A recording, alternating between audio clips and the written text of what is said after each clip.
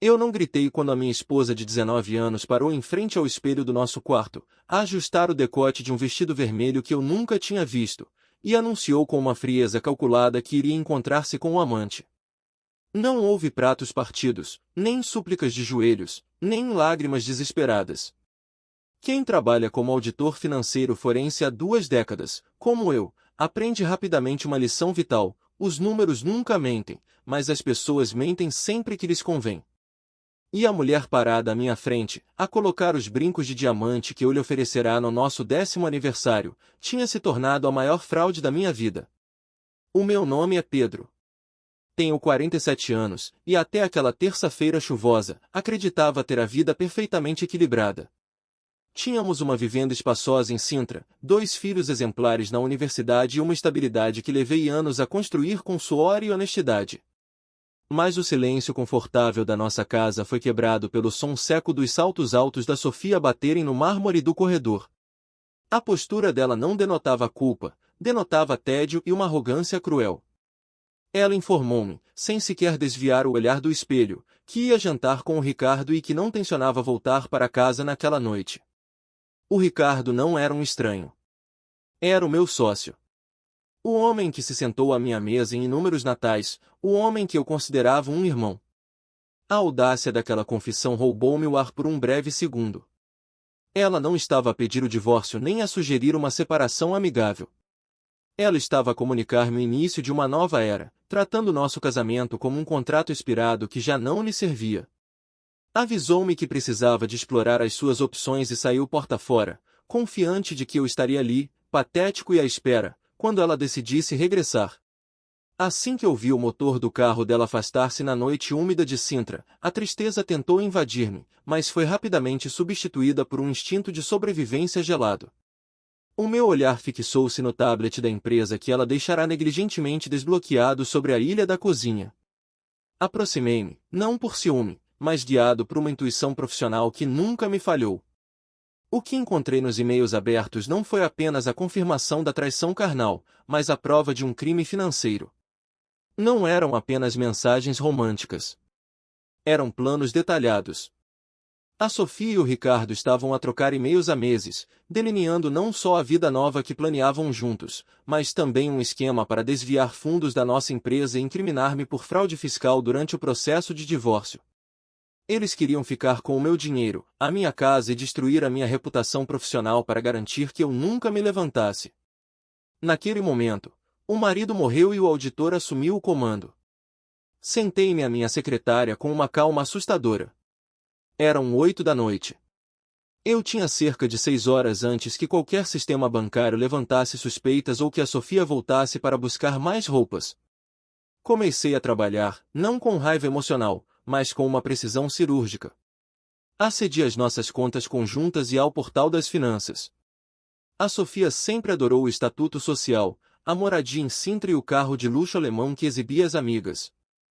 Decidi que ela ficaria com tudo isso. Utilizando as procurações que tínhamos assinado anos antes para a gestão do patrimônio familiar, transferi a titularidade completa da casa para o nome dela. Parecia um ato de generosidade, mas era uma sentença.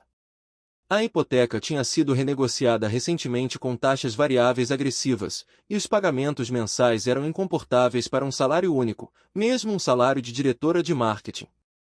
O carro, o seguro, as despesas de manutenção da piscina, tudo passou para a responsabilidade exclusiva dela. De seguida, tratei da liquidez. Retirei exatamente 50% de todas as contas de poupança e investimentos. Nem um cêntimo a mais, para que nenhum juiz pudesse classificar o ato como roubo ou má-fé. Era minha parte legítima dos bens adquiridos. O resto deixei ficar, mas cancelei todos os cartões de crédito associados ao meu nome e congelei as contas conjuntas para débitos futuros. O golpe final foi digital. Entrei no servidor da empresa e copiei todos os registros que provavam que as transferências ilícitas tinham sido efetuadas com as credenciais do Ricardo. Enviei esse pacote de dados para um servidor seguro na nuvem, programado para ser disparado para a polícia judiciária se eu não fizesse login em 30 dias. Às 3 da manhã, o meu lado do closet estava vazio. Não levei muito. Apenas 2 malas com roupa prática, o meu portátil e os documentos essenciais. Deixei para trás as fotografias de casamento, as lembranças das férias no Algarve e os presentes de aniversário. Eram apenas adereços de uma vida que tinha deixado de existir. Deixei a minha aliança em cima da mesa de entrada, exatamente em cima da carta do banco com o aviso da prestação da casa que vencia na semana seguinte. Chamei um táxi através de uma aplicação, usando um nome falso para não deixar rastro digital imediato. Enquanto esperava, olhei para a sala de estar uma última vez. A Sofia iria voltar para aquela casa a pensar que tinha conquistado a sua liberdade e o seu novo amor. Ela não fazia a menor ideia de que eu lhe tinha deixado um império de dívidas e um futuro criminalmente comprometido. O motorista ajudou-me com as malas em silêncio e arrancamos em direção ao terminal rodoviário. O meu destino não era um hotel, mas o interior montanhoso e isolado da Serra da Estrela. O Pedro que a Sofia conhecia tinha ficado para trás, dissolvido na neblina de Sintra. O homem que viajava agora no banco de trás daquele carro era alguém perigoso, porque já não tinha absolutamente nada a perder. A viagem de autocarro para o interior de Portugal foi uma travessia entre dois mundos. Enquanto Lisboa e a minha vida antiga ficavam para trás, engolidas pela neblina da madrugada, a Serra da Estrela erguia-se à minha frente como uma fortaleza de granito e gelo. Escolhi uma aldeia remota, uma daquelas onde as casas de xisto parecem crescer diretamente da montanha e onde o tempo é medido pelas estações e não pelos índices da bolsa. Aluguei um quarto pequeno por cima de uma antiga padaria, pagando 3 meses adiantado em dinheiro vivo. A proprietária, uma senhora de idade com mãos calejadas e olhos que já tinham visto tudo, não me pediu identificação. Para ela, e para o resto daquele lugar esquecido, eu era apenas um homem cansado que procurava o silêncio. E o silêncio, descobri rapidamente, era o bem mais precioso que eu possuía. Enquanto eu desfazia as minhas 2 malas naquele quarto espartano, a centenas de quilômetros de distância, a Sofia regressava à nossa vivenda em Sintra. Consigo imaginar a cena com uma clareza cinematográfica, pois conhecia cada tique e cada hábito daquela mulher com quem partilhara quase 2 décadas. Ela deve ter chegado perto da meia-noite, provavelmente ainda a sentir a adrenalina do encontro com o Ricardo e o cheiro do vinho caro que consumiram enquanto celebravam a minha iminente queda. Ela esperava encontrar-me acordado na sala, talvez a chorar, talvez furioso, pronto para a cena dramática que alimentaria o ego dela e confirmaria o seu papel de vítima de um casamento sufocante. Mas a casa recebeu-a com uma escuridão absoluta. Não havia luzes de presença, nem o som habitual da televisão ligada no canal de notícias financeiras. Apenas o silêncio pesado de uma casa que deixou de ser um lar. Ela deve ter acendido as luzes do hall, chamando meu nome com aquele tom impaciente que reservava para quando eu me esquecia de levar o lixo. Ao não obter resposta, a irritação deve ter dado lugar a uma curiosidade inquieta. Ela subiu as escadas, os saltos ecoarem como tiros no vazio, e entrou no nosso quarto. Foi no closet que a realidade começou a fraturar a sua arrogância. O meu lado do armário não estava apenas vazio, estava cirurgicamente limpo. Não havia fatos, não havia sapatos, não havia caixas de relógios. Apenas cabides nos a balançarem ligeiramente com a corrente de ar do ar-condicionado, assemelhando-se às costelas de um esqueleto exposto. O cheiro da minha colônia ainda pairava no ar, um fantasma olfativo de alguém que ela achava ter sob controlo, mas que se tinha evaporado. Foi nesse momento que ela percebeu que aquilo não era uma birra de marido traído. Era uma retirada estratégica. A verdadeira bomba, no entanto, estava à espera dela na ilha da cozinha, ao lado da máquina de café que ela nunca aprendeu a usar corretamente. Um envelope pardo, grosso e oficial, com o nome dela escrito na minha caligrafia imaculada. Imagino as mãos dela tremerem ligeiramente ao rasgar o papel, não de medo, mas de incredulidade. O conteúdo daquele envelope reescrevia toda a narrativa da vida dela. Lá dentro estavam as escrituras e os registros notariais. A casa, aquela mansão em Sintra que ela tanto adorava exibir nas redes sociais, era agora inteiramente dela. Parecia um presente generoso à primeira vista, até ela ver os documentos anexos do banco. A renegociação do crédito habitação, que eu tinha finalizado horas antes de partir, colocava a totalidade da dívida em nome dela, com uma prestação mensal que absorveria quase 80% do seu salário líquido. Eu transferira a propriedade, sim, mas com ela transferir a âncora financeira que nos prendia. Sem o meu rendimento para suportar o estilo de vida, aquela casa de sonho era agora um caixão de luxo. Mais abaixo na pilha de papéis, ela encontrou os extratos bancários. A minha metade de todas as poupanças tinha desaparecido, transferida para contas offshore intocáveis. Deixei-lhe exatamente a metade dela, nem um cêntimo a menos, para garantir que a lei estaria do meu lado. Mas a metade dela já estava comprometida com as dívidas dos cartões de crédito que eu cancelara e cujos saldos totais tinham vencido naquele dia. A independência que ela tanto exigirá fora lhe concedida da forma mais brutal possível. Ela era agora uma mulher livre, solteira e financeiramente afogada. Mas o golpe de misericórdia não era financeiro. Era profissional. No fundo do envelope, deixei uma cópia impressa de um único e-mail, aquele em que ela e o Ricardo detalhavam o plano para desviar fundos da empresa e culpar-me. No rodapé da página, escrevi uma simples nota: se eu for contactado por advogados, ou se a minha reputação for manchada, este e-mail e todos os registros do servidor serão enviados automaticamente para a Polícia Judiciária e para a Ordem dos Revisores Oficiais de Contas. Tens a tua liberdade, Sofia. Não há desperdícios a tentar destruir-me. Naquela primeira noite na serra, enquanto o vento uivava lá fora, dormi o sono profundo dos justos. Não precisei de ver a cara dela para saber que o pânico se tinha instalado. Ela deve ter tentado ligar-me dezenas de vezes, ouvindo apenas a mensagem automática de número inexistente. Depois, deve ter ligado ao Ricardo. E aqui reside a ironia suprema, ao perceber que o plano deles de me usar como bode expiatório tinha falhado e que eu possuía provas incriminatórias, o Ricardo, cobarde como sempre foi, certamente começou a distanciar-se naquela mesma noite. A Sofia estava sozinha na casa que tanto queria, com as dívidas que ajudou a criar e sem o vilão que precisava para justificar as suas escolhas. Eu tinha desaparecido do mapa, mas a minha sombra pairava sobre cada centímetro daquela vivenda em Sintra, mais pesada e opressiva do que a minha presença alguma vez fora. Os primeiros meses na Serra da Estrela foram uma lição de brutalidade e beleza que eu nunca encontrara nos escritórios climatizados de Lisboa. O inverno na montanha não negocia, ele impõe-se. O frio infiltrava-se nos ossos e a neve cobria as estradas, isolando a aldeia do resto do mundo, exatamente como eu desejava. A minha nova rotina era monástica. Acordava antes do sol nascer, com o ar gelado a queimar os pulmões, e dedicava-me a tarefas físicas que deixavam os meus músculos arder e a minha mente vazia. Cortar lenha, limpar a neve dos caminhos, ajudar o dono da padaria a carregar sacos de farinha. O Pedro, o auditor fiscal que passava 12 horas a olhar para folhas de cálculo, tinha morrido. Em seu lugar, nascerá um homem silencioso, conhecido na aldeia apenas como o Senhor Santos, um forasteiro que pagava as contas a tempo e que consertava tudo que estava partido. A ironia não me escapava. Passei a vida a consertar as finanças de empresas que não se importavam comigo e a tentar remendar um casamento que estava podre por dentro. Agora, consertava telhados, vedava janelas contra a geada e reparava motores de tratores antigos. Descobri uma satisfação estranha no trabalho manual.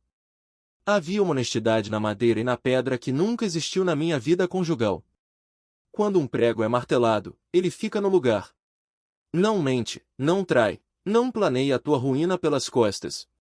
Enquanto eu encontrava uma paz fria nas montanhas, a centenas de quilômetros a sul, a vida da Sofia estava a entrar numa espiral de caos previsível. Soube mais tarde, através de canais discretos que mantive ativos, que ela esperou 2 semanas antes de entrar em pânico real. Durante a primeira quinzena, o orgulho manteve-a de pé. Ela acreditava que eu estava num hotel barato, a lamber as feridas, e que voltaria a rastejar assim que a solidão apertasse. Mas quando o silêncio se prolongou e as faturas começaram a chegar, a hipoteca monstruosa, as despesas do carro, as mensalidades dos colégios privados que eu deixará de pagar, a realidade financeira bateu-se sobre ela como uma avalanche. Ela contratou uma agência de detetives privados de renome em Lisboa. Imagino a frustração dela ao ler os relatórios semanais. A mulher que liderava a investigação, uma ex-inspetora da judiciária, deve ter lhe dito o que eu garanti que aconteceria. O rastro digital do marido terminava na estação de autocarros de 7 Rios. Não havia levantamentos bancários, não havia uso de telemóvel, não havia registro de cartões de crédito. Eu tinha evaporado. Para uma mulher como a Sofia, que media a existência através da visibilidade social e do controlo, o meu desaparecimento total era a ofensa suprema. Eu não lhe dera a oportunidade de discutir, de se justificar ou de me culpar na minha cara. Eu roubara-lhe o papel de protagonista no drama da sua própria vida. Mas o verdadeiro golpe, aquele que a partiu ao meio, veio do Ricardo. O meu sócio e amante dela. Aquele e-mail que deixei impresso, com a ameaça implícita de denunciar o esquema de desvio de fundos, funcionou melhor do que qualquer chantagem direta. O Ricardo era, acima de tudo, um cobarde que amava o seu estatuto. Assim que percebeu que eu tinha as provas que podiam não só acabar com a carreira dele, mas também enviá-lo para a prisão, o romance ilícito perdeu subitamente o encanto. O medo é um poderoso antídoto para a paixão. Ele afastou-se da Sofia com uma brutalidade clínica. No escritório, passou a tratar a mulher que amava em segredo como uma desconhecida indesejável. Evitava o olhar dela nas reuniões, respondia aos e-mails com um formalismo gelado e, quando ela tentou confrontá-lo no parque de estacionamento da empresa, ele rejeitou-a. Disse-lhe que não podiam arriscar, que eu era perigoso, que ele tinha uma família para proteger. A hipocrisia dele era nauseante, mas serviu o meu propósito. A Sofia ficou sozinha. Sozinha na casa grande que não podia pagar, sozinha no escritório onde os rumores sobre o caso começavam a circular e a manchar a reputação dela, e sozinha na cama que escolheu partilhar com um fantasma. Foi durante essas longas noites de inverno na serra, enquanto a Sofia lidava com o isolamento em Sintra, que comecei a escrever. Não era ficção, nem era um diário. Eram reflexões cruas sobre a natureza da lealdade e o preço da dignidade. Comprei um caderno simples na papelaria da aldeia e comecei a despejar no papel tudo o que tinha ficado por dizer durante 19 anos. Escrevi sobre como nos tornamos invisíveis dentro da nossa própria casa. Escrevi sobre a sensação de sermos apenas um recurso financeiro para as pessoas que dizem amar-nos. Escrevi sobre o momento em que se percebe que a única forma de vencer um jogo viciado é sair do tabuleiro. Criei um blog anônimo usando a ligação instável da biblioteca local. Chamei-lhe O Homem que Caminhou. Não usei nomes reais, não identifiquei lugares, não coloquei fotos. Apenas texto. Texto negro sobre fundo branco. O primeiro post teve 3 visualizações. O segundo teve 10. Mas o terceiro, um ensaio sobre o silêncio como arma de defesa pessoal, explodiu. Comecei a receber mensagens de homens de todo o país, e depois de todo o mundo lusófono. Homens que se sentiam descartáveis, pais que tinham sido afastados dos filhos, maridos que trabalhavam até a exaustão apenas para serem desprezados ao jantar. Eles não procuravam conselhos de sedução ou táticas de vingança mesquinha, eles procuravam validação. Procuravam alguém que lhes dissesse que não era loucura quererem ser respeitados. Sem querer, e sem revelar a minha identidade, eu estava a tornar-me a voz de uma legião silenciosa. Enquanto a minha voz ganhava força no mundo digital, a da Sofia enfraquecia no mundo real. A mulher independente que queria explorar novas opções estava agora a vender as joias para pagar a eletricidade. O carro de luxo foi devolvido à locadora. A casa foi posta à venda, mas o mercado estava estagnado e o preço que ela pedia para cobrir a dívida era irrealista. Ela vivia numa mansão que era, simultaneamente, o seu troféu e a sua prisão. Eu observava tudo isto à distância, não com alegria, mas com uma indiferença clínica. A raiva que sentirá naquela primeira noite tinha se dissipado, substituída por uma clareza cristalina. A Sofia achava que a liberdade era fazer o que quisesse, sem consequências. Eu estava a ensinar-lhe, à distância e em silêncio, que a verdadeira liberdade é a capacidade de viver com as escolhas que fazemos. E enquanto ela se afundava, eu subia. A cada frase que escrevia, a cada tronco que cortava, o Pedro auditor desaparecia um pouco mais, e o homem que eu estava destinado a ser começava, finalmente, a emergir da neve. Passaram-se 6 meses até que o silêncio da serra fosse interrompido, não pelo ruído do passado, mas por uma oportunidade que eu nunca procurei. O meu blog, aquelas crônicas noturnas escritas à luz de uma lareira modesta, tinha crescido para além de qualquer expectativa razoável. O que começou como um grito no vazio transformou-se num coro de milhares de vozes. Uma editora de Lisboa, uma mulher perspicaz que percebeu que a dor masculina é um mercado inexplorado e sedento de dignidade, contactou-me. Ela não queria apenas publicar os meus textos, ela queria um livro. Um manifesto sobre recomeçar quando o mundo nos diz que estamos acabados. Aceitei com uma única condição inegociável, o anonimato total. O autor não seria o Pedro, o auditor traído de Sintra. Seria apenas J.M. Santos, uma sigla sem rosto, um fantasma literário. O processo de transformar a minha tragédia pessoal num produto comercial foi estranhamente catártico. Enquanto eu revi os manuscritos, limpando a raiva e deixando apenas a lição, soube que a Sofia tinha atingido o fundo do poço. A nossa antiga casa, aquele monumento à vaidade dela, tinha sido finalmente vendida pelo banco para cobrir as dívidas que ela não conseguiu pagar. Ela mudou-se para um apartamento pequeno na periferia, longe do luxo a que se sentia com direito, e o seu círculo social, construído sobre aparências e conveniências, evaporou-se assim que o dinheiro acabou. O livro foi lançado numa terça-feira chuvosa de novembro, exatamente um ano após a noite em que ela saiu para aquele jantar fatídico. O título era simples, O Inventário do Silêncio. A capa era minimalista, apenas a silhueta de um homem a caminhar numa montanha coberta de neve. Não houve sessões de autógrafos, nem entrevistas televisivas, nem fotografias em revistas sociais. Apenas o livro. E isso, ironicamente, tornou-o irresistível. O mistério vende. Em 3 semanas, estávamos no topo da lista de vendas nacional. Os críticos elogiavam a honestidade brutal da escrita, os leitores encontravam nas páginas a coragem que lhes faltava para saírem das suas próprias prisões. A Sofia encontrou o livro por acaso. Sei disto porque ela me contou mais tarde, nas cartas que começou a enviar para a editora, implorando que fossem reencaminhadas para o autor. Ela estava numa livraria num centro comercial, à procura de algo barato para oferecer no aniversário de uma colega de trabalho que mal conhecia, quando viu a pilha de exemplares na entrada. Algo na imagem da capa a prendeu. Talvez a postura do homem na neve lhe lembrasse a forma como eu caminhava quando precisava de pensar. Ela pegou no livro, abriu-o numa página aleatória e o mundo dela parou. A passagem que ela leu não deixava margem para dúvidas.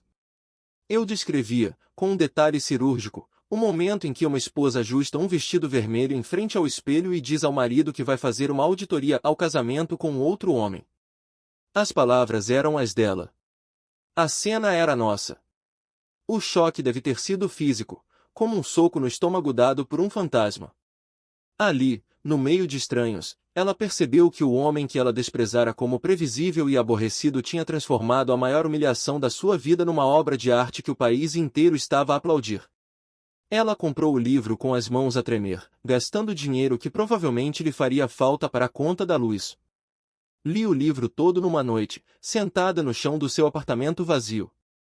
Imagino a tortura que deve ter sido para ela ver-se refletida não como a vilã de uma novela, mas como algo pior, como o catalisador indiferente para a ascensão do herói.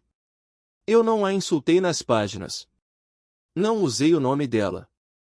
Apenas descrevi as ações, as escolhas e o vazio que ela deixou.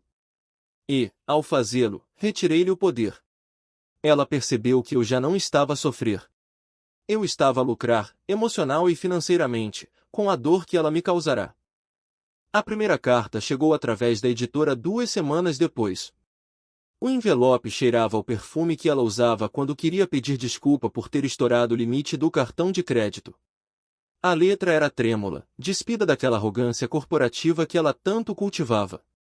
Ela começava por dizer que sabia quem eu era. Dizia que tinha cometido um erro terrível, que o Ricardo a tinha manipulado, que estava confusa, que sentia minha falta. Não respondi. As cartas continuaram a chegar, uma por semana, tornando-se progressivamente mais desesperadas e patéticas. Ela contava-me como a vida dela tinha desmoronado. Dizia que os filhos mal lhe falavam, que o trabalho era um beco sem saída, que se sentia sozinha no mundo. Ela tentou jogar com a culpa, perguntando como eu podia ser tão frio, como podia expor a nossa intimidade, ainda que anonimamente, para o mundo ver. Depois, mudou de tática e tentou a sedução nostálgica, lembrando-me das nossas férias no Algarve, dos primeiros anos, de quando éramos felizes. Eu lia essas cartas sentado no alpendre da minha cabana, com a Serra da Estrela estendida à minha frente, imponente e eterna. E o que senti foi a coisa mais libertadora de todas, absolutamente nada. Não havia ódio. O ódio implica que a pessoa ainda importa, que ainda tem o poder de nos ferir. O que eu sentia era uma indiferença vasta e tranquila. A Sofia, nas suas cartas, soava como uma estranha a relatar problemas de alguém que eu já conheci noutra vida. Ela queria o meu perdão, não para aliviar a minha dor, mas para aliviar a consciência dela. Ela queria que eu dissesse que está tudo bem, para que pudesse dormir à noite sem o peso da ruína que criou. Mas eu não lhe ia dar isso.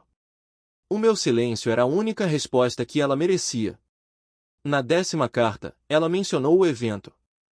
A editora tinha organizado uma gala literária exclusiva em Lisboa, um evento privado para celebrar os autores do ano. Havia rumores de que o misterioso J.M. Santos faria a sua primeira e única aparição pública. A Sofia escreveu que tinha conseguido um convite através de um antigo contato na área de eventos. Ela ia estar lá. Dizia que precisava de me ver, de olhar nos meus olhos e ver se ainda restava alguma coisa do homem que ela amou, ou do homem que ela pensava que controlava. Ela acreditava que o livro era um pedido de socorro, um sinal de que eu ainda estava preso ao passado. Ela não percebeu que o livro não era um convite para voltar, era uma lápide colocada sobre o nosso casamento. Guardei a carta na gaveta, junto com as outras, e olhei para o espelho. O homem que me devolvia o olhar já não era o Pedro de Sintra. A barba estava mais grisalha, a pele curtida pelo sol e pelo frio da montanha, e os olhos tinham uma calma que só se conquista depois de se perder tudo e perceber que o tudo não valia nada. Preparei o meu fato, não o de auditor, mas um novo, comprado com o dinheiro das vendas do livro. Eu ia a essa gala. Não para ver, mas para que ela me visse. Eu ia para encerrar o capítulo, não com uma discussão, mas com a prova viva de que ela tinha falhado em destruir-me. Ela esperava encontrar um marido destroçado à procura de reconciliação. O que ela ia encontrar era um autor de sucesso que já não precisava dela para se definir. A viagem para Lisboa seria longa, mas pela primeira vez em meses, eu não estava a fugir. Estava a avançar. O confronto final aproximava-se, e eu sabia que a maior vingança não seria o que eu lhe diria, mas o que eu lhe negaria, a sua importância na minha história. O salão de eventos em Lisboa cheirava a flores frescas e a sucesso, uma combinação de aromas que, em tempos, teria intimidado o homem que eu fui.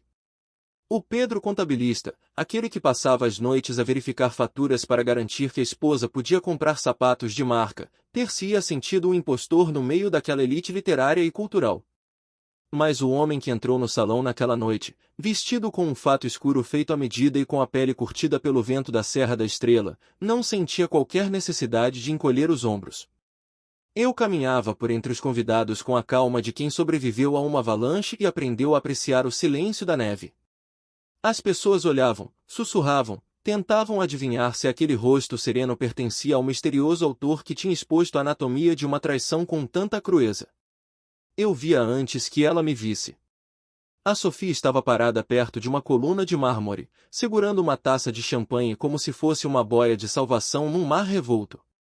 O choque de a ver ali, na carne, foi menos violento do que eu esperava.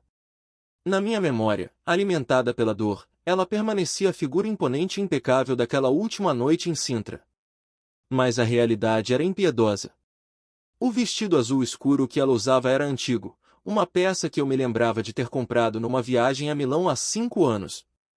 Agora, assentava-lhe mal nos ombros, demasiado largo, denunciando a perda de peso causada pelo estresse e pela ruína financeira.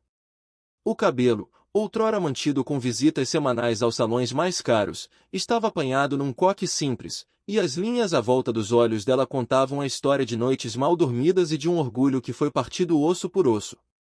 Quando os olhos dela finalmente encontraram os meus, o tempo pareceu dobrar-se sobre si mesmo. Vi a esperança acender-se no rosto dela, uma chama súbita e desesperada. Ela endireitou a postura, tentou compor um sorriso que não chegou aos olhos e começou a caminhar na minha direção.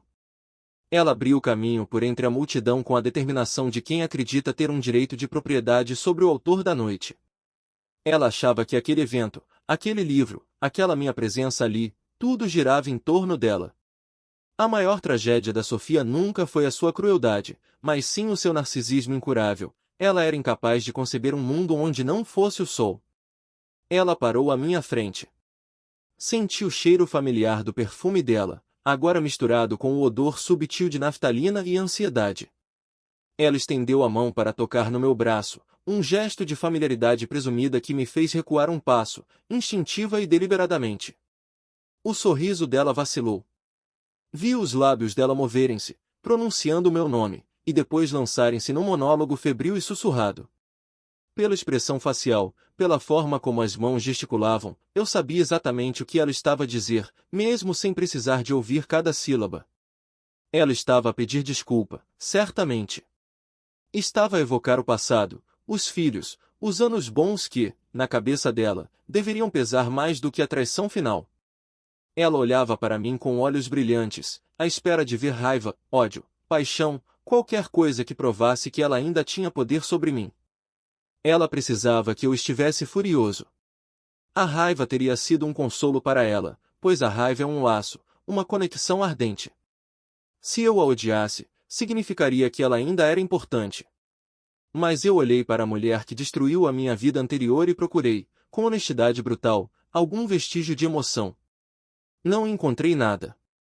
Onde outrora houve amor, e depois dor, e depois fúria, agora havia apenas um espaço vazio e limpo, como um campo coberto de neve recém-caída. Ela era apenas uma desconhecida com quem eu partilhava memórias que pareciam ter acontecido a outra pessoa. Eu não a odiava. Eu não a queria salvar. Eu simplesmente já não a via. E foi esse olhar, o meu olhar de total e absoluta indiferença, que a destruiu ali mesmo, no meio da festa. Ela percebeu. Vi o momento exato em que a compreensão lhe atingiu o rosto. Ela percebeu que o livro não era uma carta de amor disfarçada, nem um pedido de regresso. Era um relatório de autópsia. Eu tinha dissecado nosso casamento, retirado as lições úteis e enterrado o resto. Eu não estava ali para reconquistar nem para humilhar publicamente. Eu estava ali para mostrar que eu existia, prosperava e respirava sem a permissão dela. Uma mão suave pousou no meu ombro, quebrando o transe. Era Clara, a minha editora, a mulher que tinha acreditado na minha voz quando eu era apenas um eco na montanha. A Clara não sabia tudo sobre o meu passado, mas sabia o suficiente para entender o peso daquele momento. Ela olhou para Sofia com uma educação distante, sem julgamento, apenas com a curiosidade de quem observa uma ruína antiga. Virei-me para Clara e sorri, um sorriso genuíno que nunca tinha oferecido a Sofia nos últimos anos do nosso casamento. Aquele simples gesto de virar as costas, de desviar a atenção da Sofia para alguém que me respeitava, foi o golpe final. Sem dizer uma única palavra à minha ex-mulher, sem lhe dar a satisfação de um adeus dramático ou de uma lição de moral, virei-me e comecei a caminhar em direção à saída. Senti os olhos da Sofia queimarem nas minhas costas, mas não a brandei. Deixei-a ali, parada no meio do salão luxuoso, rodeada de pessoas que celebravam a minha ascensão enquanto ela afundava na sua irrelevância. Ela ficaria com a casa vazia, com as memórias distorcidas e com a certeza amarga de que trocou um diamante por um pedaço de vidro partido. Saí para a noite fresca de Lisboa. O ar nunca me parecerá tão limpo. Apanhei um táxi para o aeroporto, não para fugir, mas para voltar a casa. A minha verdadeira casa. A cabana na serra estava à minha espera, com a madeira empilhada e o silêncio reconfortante das montanhas. O Ricardo estava arruinado, perdido em divórcios e processos. A Sofia estava presa na sua própria teia de arrependimento. E eu? Eu estava livre. Aprendi, naquela longa caminhada desde a noite da traição até aquele momento sob as luzes da cidade, que a vingança real não é queimar a casa do inimigo. A vingança real é construir um castelo tão alto e tão forte que deixamos de conseguir ver o fumo das fogueiras que eles acenderam para nos destruir. A minha vingança foi sobreviver. A minha vingança foi o sucesso. Mas, acima de tudo, a minha vingança foi a paz. Uma paz sólida, inegociável e inteiramente minha. O livro da minha vida com a Sophie estava fechado, e pela primeira vez em anos, eu estava ansioso por virar a página e começar a escrever o próximo, onde as únicas personagens permitidas seriam aquelas que soubessem o verdadeiro valor da lealdade. O carro arrancou e eu não olhei pelo espelho retrovisor. Não havia nada lá atrás que eu precisasse de levar comigo.